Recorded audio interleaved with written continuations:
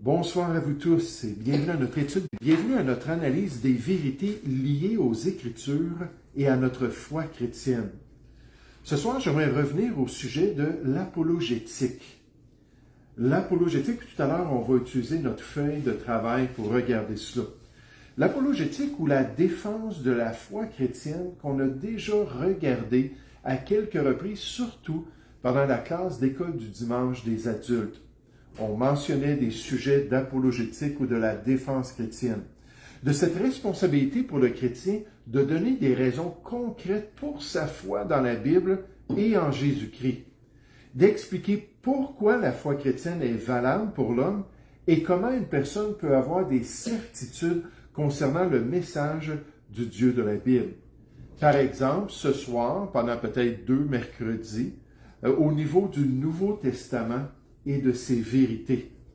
Pourquoi il est possible de le considérer, le Nouveau Testament, comme valable et digne de notre foi? Pourquoi on peut croire dans son merveilleux message pour l'homme? Un message qui peut transformer l'éternité de ceux qui ouvrent alors leur cœur à sa vérité. Le chrétien, donc, a cette responsabilité de faciliter la foi et la confiance des gens qui l'entourent envers ce livre majestueux et puissant. Et ce soir, j'aimerais qu'on puisse regarder pour débuter le passage principal du Nouveau Testament qui aborde cette responsabilité-là de l'enfant de Dieu, qui nous dit qu'en tant que chrétien, on doit être en mesure de défendre notre croyance dans la parole de Dieu. Cherchons ensemble la première épître de Pierre au chapitre 3. La première épître de Pierre, Tom, c'est pas sur la feuille encore. La première épître de Pierre au chapitre 3 comme introduction ce soir. 1 Pierre, chapitre 3, à partir du verset 13. 1 Pierre 3, au verset 13, il y a d'autres versets dans le Nouveau Testament qui nous encouragent à combattre pour la foi qui a été transmise au sein une fois pour toutes, à se lever debout pour la vérité des Écritures. Mais ici, dans ce passage-là, on utilise le terme qui est à la base de l'expression apologétique. C'est quoi ça, l'apologétique? On va le voir dans un instant. 1 Pierre, chapitre 3, verset 13. « Et qui vous maltraitera si vous êtes zélés pour le bien? » Dans 1 et 2 Pierre, Pierre écrit à des chrétiens qui étaient persécutés pour leur foi. Verset 14, « D'ailleurs, même si vous souffriez pour la justice, vous seriez heureux, bénis de Dieu. N'ayez d'eux aucune crainte. Et ne soyez pas troublés, les gens du monde qui vous persécutent. Mais, et là c'est le verset 15 qui est important, sanctifiez dans vos cœurs Christ le Seigneur, étant toujours prêt à vous défendre. Toujours prêt à vous défendre. Le mot défendre ici, c'est apologia, qui signifie donner une réponse, une explication, un argument. C'était quelque chose qui se faisait en cours de justice à l'époque dans le monde grec. Lorsque quelqu'un était accusé, il se présentait devant un juge en cours de justice et il devait se défendre. Puis l'expression défense, apologia, se trouve dans le Nouveau Testament pour parler du chrétien qui défend sa conduite. En fait, il y a aussi l'expression dans le Nouveau Testament catégoria. Puis catégoria, ça veut dire l'accusation. Là, c'était l'avocat de la couronne à l'époque qui allait accuser quelqu'un de méfait devant un juge. Donc, il y avait l'apologia, ou des fois gia, puis il y avait le catégoria, puis c'était 2 aspects de ce qui se passait dans une cour de justice de l'époque. Mais là, c'est amené dans le monde spirituel, puis dans l'expérience du chrétien, où on dit que les gens du monde nous accusent, les gens du monde vont porter contre nous des charges à cause de notre foi. Puis nous, qu'est-ce qu'on doit faire? On doit être prêt à se défendre puis à expliquer d'une manière logique pourquoi notre foi est valable. Donc, on nous dit ici, verset 15, « Mais sanctifiez dans vos cœurs Christ le Seigneur, étant toujours prêt à vous défendre avec douceur et respect devant quiconque, remarquez, quiconque vous demande raison de l'espérance qui est en vous, vous demande raison de votre foi dans la Bible et votre foi en Jésus-Christ. » Verset 16, pour nous mettre dans le contexte. et ayant une bonne conscience, afin que là même où ils vous calomnient, ils vous attaquent comme si vous étiez des malfaiteurs, vous étiez des gens malhonnêtes, ceux qui décrivent votre bonne conduite en Christ soient couverts de confusion. Donc, il y a une vie aussi qu'on doit vivre, une vie chrétienne qui va glorifier Dieu. Car il vaut mieux souffrir, si telle est la volonté de Dieu, en faisant le bien qu'en faisant le mal. Puis dans cet aspect-là de faire le bien, on a la vie chrétienne, dans cet aspect-là aussi, on a notre défense, où on est prêt à pratiquer l'apologétique envers un monde perdu et envers les accusations contre notre foi. Puis on va regarder un petit peu ça, les accusations, dans un instant. Un auteur nous dit, le pasteur Worsby, le chrétien doit non seulement posséder la vérité, mais aussi savoir pourquoi elle est vraie. Puis c'est pas sur des notes, je vais juste vous citer cela, et être capable de rendre compte raisonnablement de sa foi. La meilleure défense de l'Évangile est une vie qui lui est conforme, donc on vit comme une nouvelle créature, et le meilleur argument pour l'espérance qui est en nous est d'être prêt à expliquer avec douceur et révérence pourquoi nous croyons en Dieu. C'est ça l'apologétique, la défense du chrétien contre ceux qui nous attaquent. Le chrétien doit savoir ce qu'il croit, et il doit savoir pourquoi il croit ces choses-là, et il doit être en mesure d'aider les gens à se tourner vers la foi et à mettre leur confiance en Jésus. Et c'est ce qu'on veut faire ce soir avec cette question du Nouveau Testament. Au niveau des écrits du Nouveau Testament, des textes, des manuscrits, pour qu'on puisse voir que c'est un chef-d'œuvre de tous les écrits de l'Antiquité. C'est vraiment le meilleur de tous ces écrits-là. C'est un chef-d'œuvre. Et vous allez voir, il y a des gens qui vont nous accuser en disant que le Nouveau Testament a été trafiqué, que le Nouveau Testament a été changé dans l'histoire. On ne peut pas croire dans ce livre-là. L'Église a manutancé ces choses-là. Puis finalement, c'est plus du tout ce qu'on avait originalement. Mais quand les gens nous disent ça, on peut dire, oh, c'est pas vrai. Voici pourquoi. Puis on va avoir 3 raisons à leur donner si on veut bien les considérer ce soir. Le Nouveau Testament est certainement digne d'être analysé par les gens et considéré dans la vie des personnes qui veulent se tourner vers Dieu.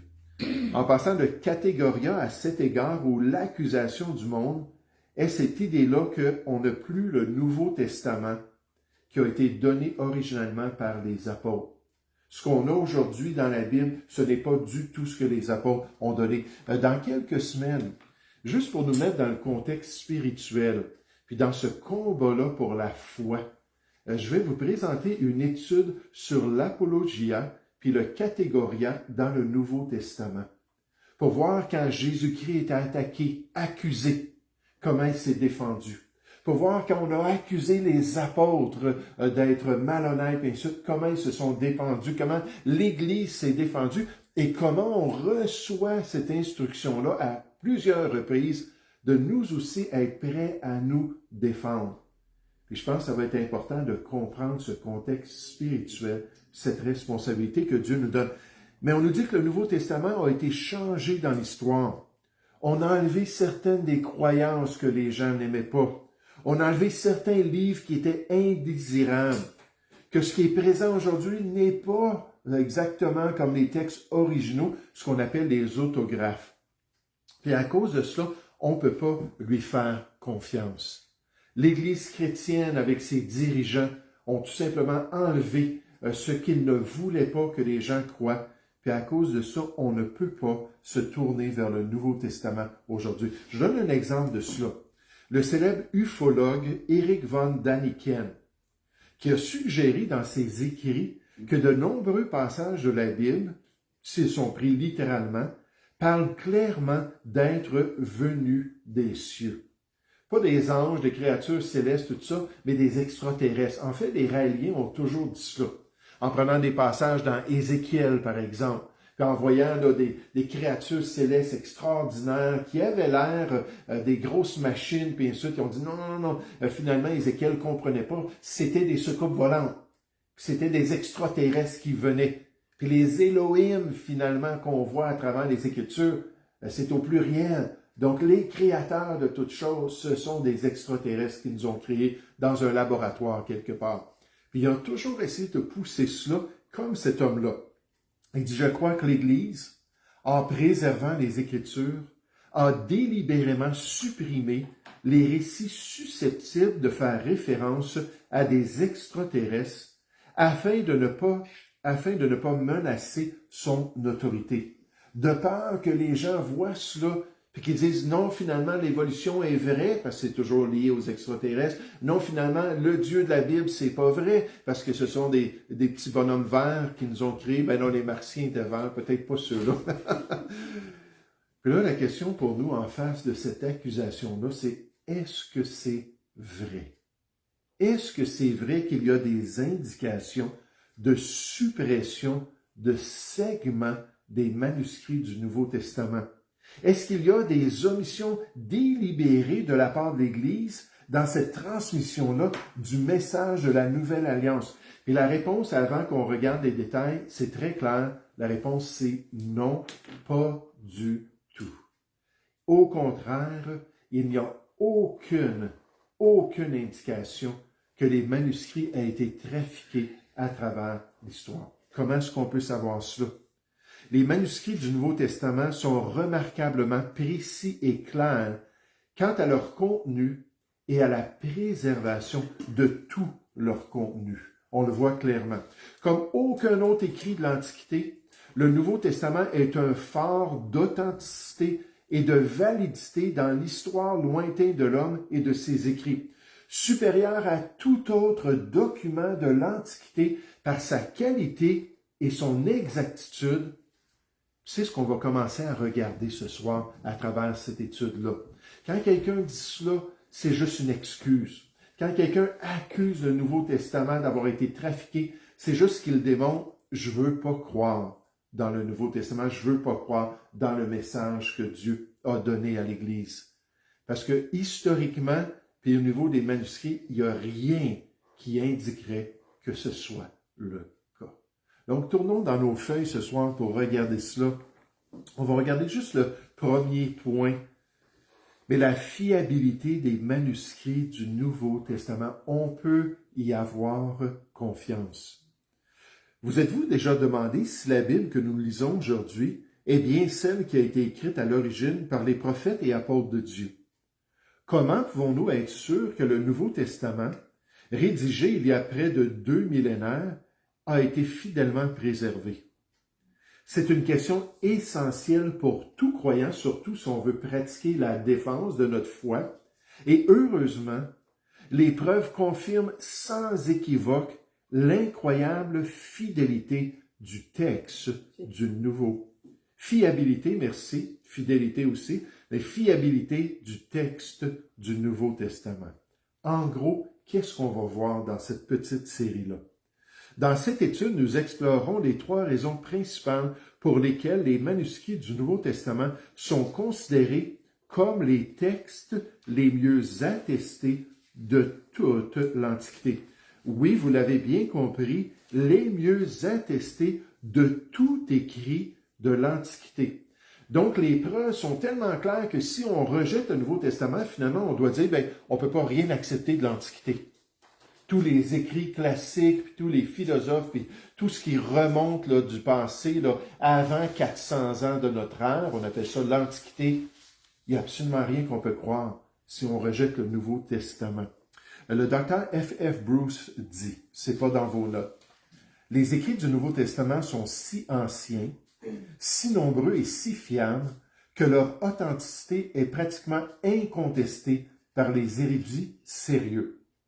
Nier leur fiabilité revient à remettre en question le fondement même de la connaissance historique de l'Antiquité. Les preuves en faveur de nos livres du Nouveau Testament sont infiniment plus nombreuses que celles des écrits des historiens classiques ou des œuvres classiques majeures en général. Si nous appliquons au Nouveau Testament les mêmes règles de preuve qu'aux autres écrits anciens, puis c'est souvent ça le problème, c'est que quand il y a des érudits qui sont pas sérieux, quand il y a des érudits qui sont pas honnêtes, bien là, ils vont mettre une autre classe pour le Nouveau Testament.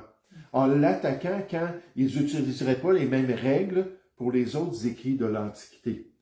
Mais dit, si on suit les mêmes règles de preuve qu'aux autres écrits anciens, nous devons conclure à son authenticité incontestable.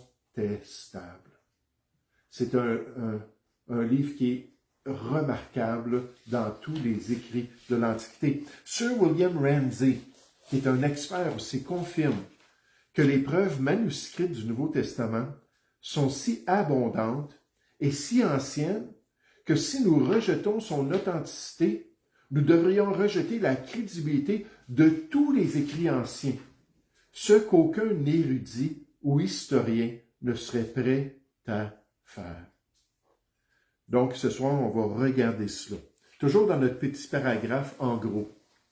Nous considérons donc 3 choses. Le grand nombre de manuscrits du Nouveau Testament, toutes les copies qu'on a disponibles du Nouveau Testament. Le court laps de temps entre les originaux et les copies qui servent à produire nos traductions. La qualité et l'intégrité exceptionnelle des copies du Nouveau Testament. Quand on compare ça avec les écrits qui sont déjà acceptés, tous les écrits de Platon, puis tous les écrits d'Homère, puis ainsi de suite, puis qu'on ne fait aucun cas là, de problème avec ces écrits-là, le Nouveau Testament est dans une classe à part et nous montre finalement qu'on ne peut pas l'accuser, on ne peut pas s'en détourner. Dieu a fait une œuvre extraordinaire de préservation. L'inspiration est extraordinaire, la préservation est extraordinaire. Puis là, aujourd'hui, on a ça entre nos mains. Les détails. L'abondance des témoignages oculaires et des copies. Imaginez tenter de reconstituer un document si vous ne disposez que d'une ou 2 copies écrites des siècles après l'original. Je vous ai remis une feuille ici. C'est une feuille qu'on avait présentée à l'école du dimanche. Ça fait des années de ça, peut-être une dizaine d'années. Puis la raison pourquoi je dis ça, c'est que les chiffres dans la colonne complètement à gauche, non, ici c'est à droite, sont plus du tout exacts. Il y a eu tellement de découvertes de manuscrits, non seulement de la Bible, mais aussi de tous ces écrits anciens-là. Par exemple, les écrits d'Homère, ici c'est 643, puis je vais le mentionner dans un instant, on est rendu à 1800 écrits d'Homère qui ont été découverts. Donc, puis c'est comme ça avec les autres aussi. Mais quand même, on peut voir, je disais ça, par exemple, Lucrèce, 2 manuscrits. Puis il y a 1000 ans de distance entre les originaux puis entre les copies.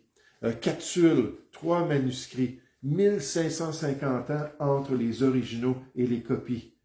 Là, je vais juste vous donner des exemples comme ça. Mais là, il dit, imaginez le travail de quelqu'un qui a à peine de témoignages textuels, de réussir à faire dire à un texte que finalement, il est authentique, il est crédible, et ça serait tout un casse-tête. C'est un contexte normal, toutefois, lorsqu'on considère les écrits de l'Antiquité. La tâche serait quasiment impossible pour l'érudit qui désire certitude et exactitude dans son travail.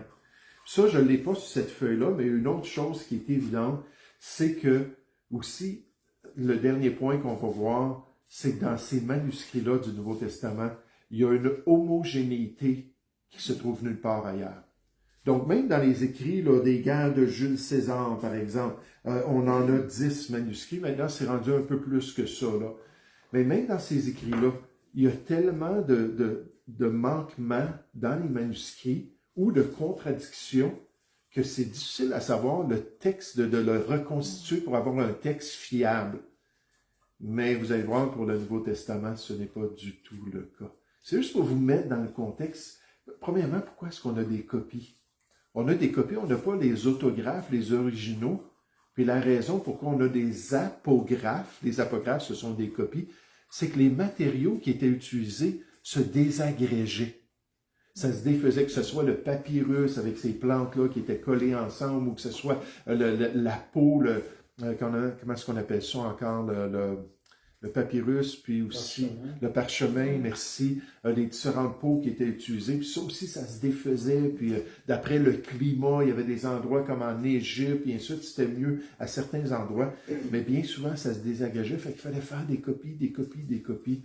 Puis nécessairement, mais les chrétiens, eux autres, pour eux, c'était sacré de préserver les écrits de Paul, de préserver les évangiles. Fait que là, il y a eu une période de production de copies énorme, comme on va voir ça un peu plus loin. Mais pour un érudit qui veut une exactitude et une certitude, c'est très difficile avec ces manuscrits-là. Je parle des autres écrits classiques. Heureusement, avec le Nouveau Testament, nous sommes confrontés à la situation inverse, puisqu'il y a une richesse sans précédent de preuves manuscrites. Josh McDowell souligne le nombre impressionnant de manuscrits du Nouveau Testament qui subsistent, dépassant de loin celui de toute autre œuvre de l'Antiquité. Il dit, le Nouveau Testament compte, j'ai un aura, juste en passant, j'ai un petit peu de la misère, là. Mon œil est un petit peu bloqué, là.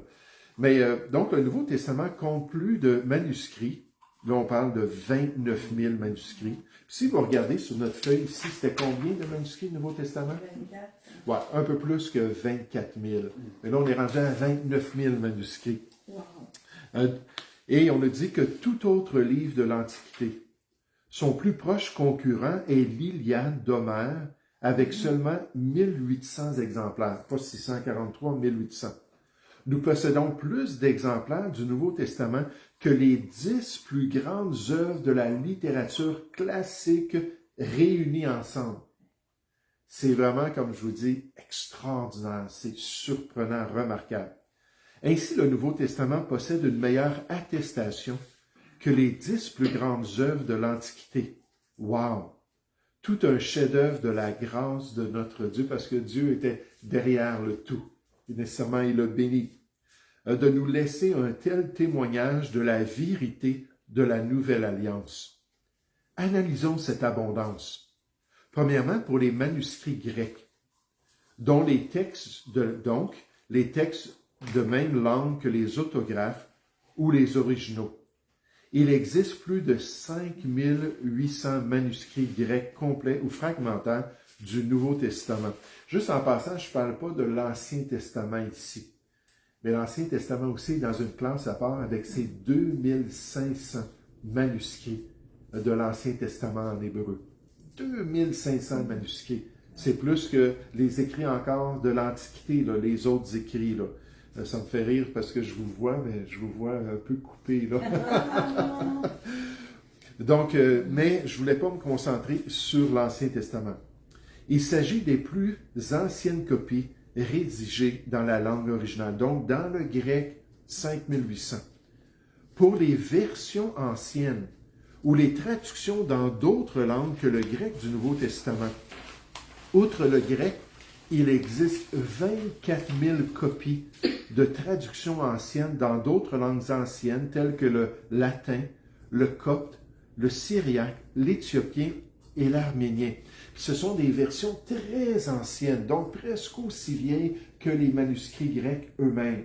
Parce que là, les gens ont tout de suite dit « Hey, il faut que mon peuple comprenne ça », puis ils ont commencé à travailler comme les réformateurs au 16e siècle, qui ont commencé à mettre ça, Martin Luther en allemand, Monsieur Olivier en français, là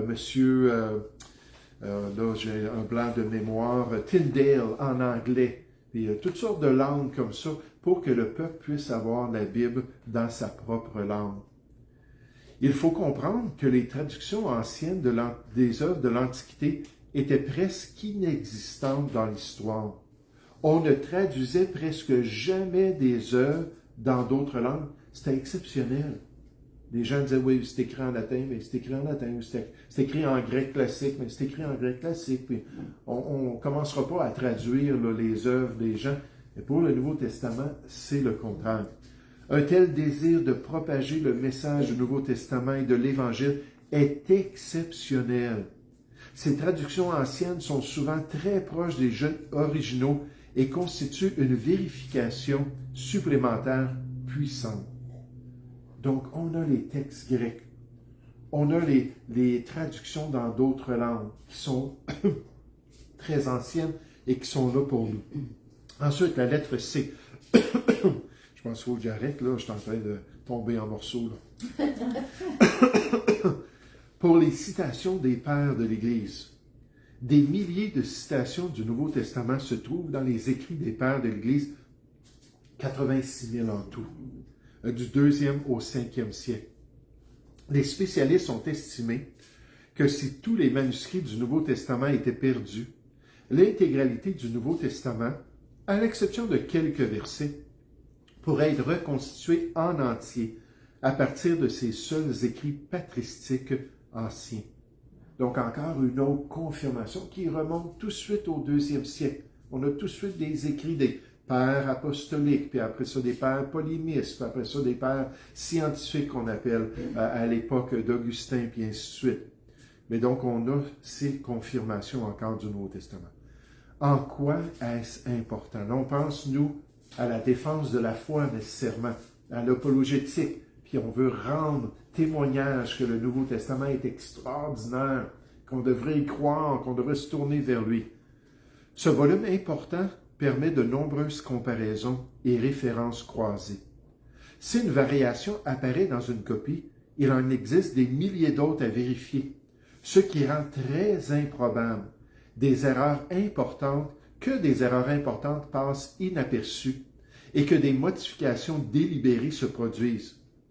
Ainsi, si quelqu'un affirme que le Nouveau Testament fut altéré durant l'histoire chrétienne, on peut répondre que c'est faux. Certainement, en regardant tout ce témoignage de manuscrits, on ne voit pas toutes ces modifications-là, on ne voit pas tous ces changements-là. On peut remonter dans l'histoire et voir, non, ça ne change pas, c'est encore pareil. C'est un petit peu comme les manuscrits de l'Ancien Testament, avec la découverte des manuscrits de la mer morte. Puis là, on a eu un témoignage 1000 ans plus ancien que les manuscrits qu'on avait, qui étaient disponibles, les manuscrits massorétiques. Puis là, on a vu 1000 ans de temps entre ceux-là, puis ceux qu'on a découverts, puis l'homogénéité ou la ressemblance était extraordinaire. Encore une fois, pour montrer que Dieu était derrière la préservation de son message. Le Nouveau Testament est l'écrit le plus fiable de l'Antiquité. Si on le rejette, on doit donc rejeter tous les autres écrits de cette période de l'histoire de l'homme. Puis il y a tellement de manuscrits disponibles que la trafication de ceux-ci deviendrait évidente et clairement démontrable, mais les érudits nous le disent, ce n'est pas du tout le cas. Puis on peut regarder, puis on peut trouver toutes ces confirmations pour l'attestation que le Nouveau Testament dans ses manuscrits est extraordinaire. Merci Seigneur d'avoir conservé ces manuscrits-là. Donc, on va continuer la prochaine fois, Dieu voulant, avec deux autres caractéristiques des manuscrits du Nouveau Testament qui démontrent leur dignité et l'authenticité de leur récit. Pour nous encourager à le dire aux gens que le Nouveau Testament est dans une classe à part, il est remarquable, il est supérieur à tous les écrits de l'histoire ancienne et il est certainement digne de notre confiance et de notre foi. Allons, puis présentons ces vérités-là. Soyons prêts à défendre la foi que nous possédons pour la gloire de notre Dieu. Nous allons prier ensemble. Ô Père Céleste, je vais te remercier ce soir pour ce privilège de regarder ce domaine, Père, de l'apologétique et cette responsabilité de défendre notre foi avec douceur et respect envers les attaques de l'ennemi, envers les attaques du monde qui nous entoure. Et Père Céleste, je te prie que tu puisses nous aider à retenir ces vérités concernant le Nouveau Testament, que si quelqu'un l'attaque, si quelqu'un dit qu'il a été trafiqué, qu'on a enlevé des choses du Nouveau Testament, qu'on puisse leur dire, c'est pas tout à fait vrai. Puis au contraire, c'est l'écrit de l'Antiquité qui est le plus remarquable, puis l'Ancien Testament est le deuxième qui le suit. Ô Père Céleste, merci pour la parole de Dieu.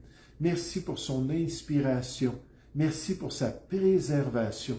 Et merci pour tous les chrétiens qui ont non seulement copié les manuscrits grecs, mais qui ont été prêts même à payer de leur vie bien souvent en le traduisant dans la langue du peuple, pour qu'un pauvre Anglais puisse avoir sa propre copie et connaître les voies de Dieu. Ô Père Céleste, quelle belle motivation tu as mis à des gens comme M. Tyndale de faire un tel travail qui effectivement lui a coûté sa vie. Mais merci pour ces versions de l'Antiquité aussi. Et merci Seigneur pour toute cette confirmation.